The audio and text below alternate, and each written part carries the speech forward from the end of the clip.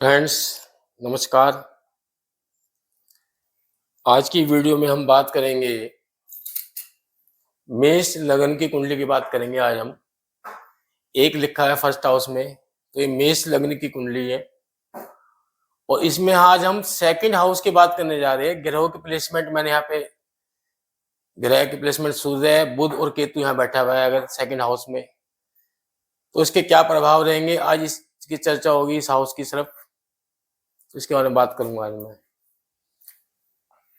Friends, यहाँ पे अगर फिलहाल हम केतु को इग्नोर करते हैं 5 मिनट के लिए, तो हम अगर ये देखें सेकंड हाउस में बुध और सूर्य है, तो ये बुध आदित्य योग बन रहा है यहाँ पे, और ये बहुत जबरदस्त योग होता है। और ये व्यक्ति की जो है बुद्धि, वाणी और धन का संचय करने के लिए ये बहुत ही शक्तिशाली संयोग माना जाता है।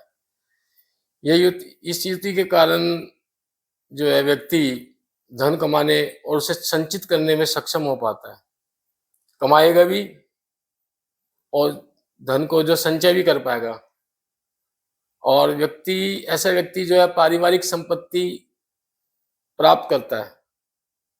उसका जो है परिवार जो है, आप सेकंड हाउस से क्या हम परिवार की बात करते हैं जैसे, है ना, परिवार और धन की बात, धन भाव भी है, परिवार भाव भी है।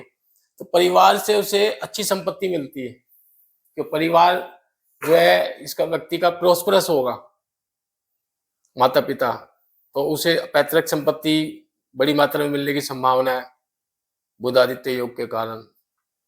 और ऐसा व्यक्ति जो है वो तार्किक होता है, और सूर्य का तेज भी उसके अंदर होगा और तर्क वितर्क करने वाला भी होगा, तीव्र बुद्धि का होगा, उसकी याददाश्त भी बहुत अच्छी होगी।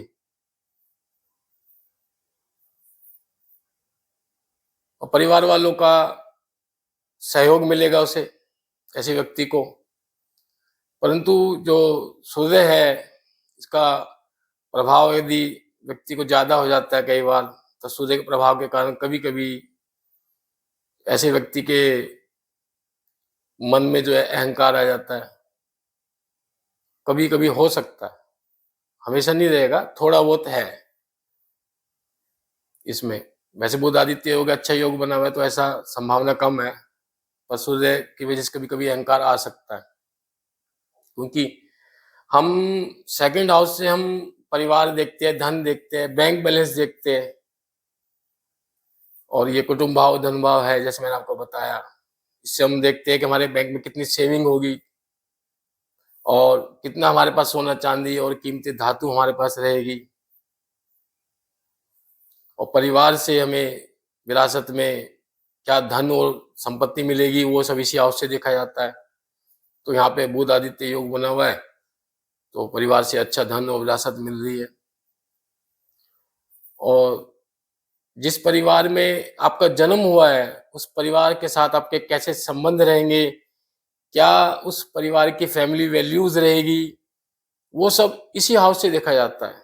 या आपकी शुरुआती शिक्षा और माहौल जिसमें आप बड़े हुए हो, वो सब इसी भाव से देखा जाता है कि आपके बोलने का तरीका कैसा है, या आपकी वाणी मधुर है, कठोर है, वो सब इसी से देखा जाता है।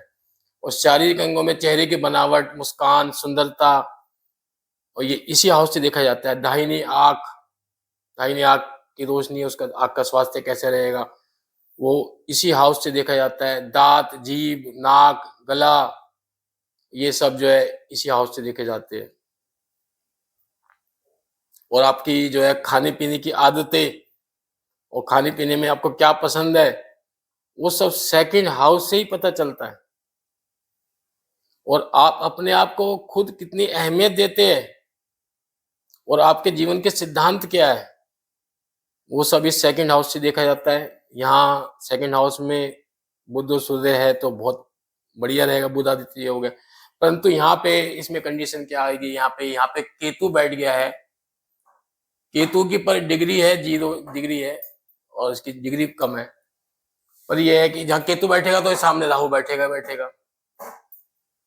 और राहु जो 7वीं दृष्टि से देख रहा है इस हाउस को, तो ये धन में उतार चढ़ाव रहेंगे। धन में, धन अचानक आएगा, अचानक जा सकता है। तो धन संचय में ये जो केतु है और ये राहु की स्थिति है, ये सेकंड हाउस को जो है दूषित कर रहे हैं, खराब कर रहे हैं। तो फ्रेंड्स, ऐसे में मैं आपको एक सलाह दूंगा कि आप राहु केतु का जो है जो उपाय है वो आप करें। मेरी पिछली वीडियो में मैंने राहु केतु के उपायों की चर्चा की है और करोड़पति कैसे बने उसके सेकंड पार्ट में मैंने सभी ग्रहों के उपायों की चर्चा की है। तो आप मेरी पिछली वीडियो उसको देखोगे तो उसमें आपको सारे उपाय मिल जाएंगे। तो मैं आज की क्लास यहीं समाप्त करता हूँ। जय हिंद।